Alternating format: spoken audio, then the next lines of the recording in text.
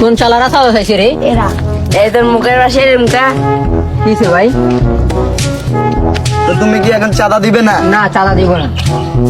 চাঁদা দিবে না? না চাঁদা দেবো না। চাঁদা না দিলে কি করতে পারবে? কাকে ডাকিনি? চাঁদা দিবে না? তোমাদেরকে অনেকক্ষণ ধরে দেখতেছি তোমরা এখানে ঝগড়া করতেছো কি হয়েছে মা বাবু শিক্ষা দাও না মাঝখানে আসলি কেন রে? এই তুই মাঝখানে আসলি কেন? আমি এখনই যাচ্ছি আমার সামনে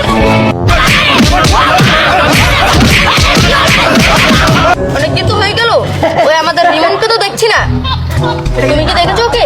আমি অনেকদিন হয়ে গেছে তাকে দেখছি না।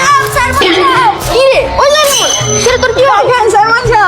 ওরা একজন আলামিন কাকা কৃষক উনি কৃষকের কাজ করতেছিল ওনার কাছ থেকে একজন দুইজন লোক এসে চাঁদা চাচ্ছিল আমি গিয়ে বাধা দিই আর আমাকে মেরে কি অবস্থা করছে দেখো তোমার মতো বাদর কেউ করে মেরেছে?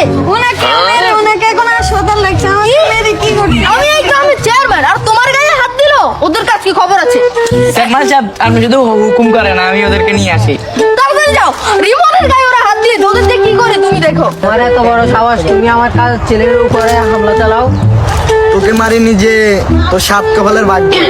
এতক্ষণে তুইও থাকতি হাসপাতালে, কিন্তু তোর ভাগ্য ভালো। আপনাদেরকে চেয়ারম্যান সাহেব ডাকতেছে। আবার তুই কোন বিভাগে আসবে?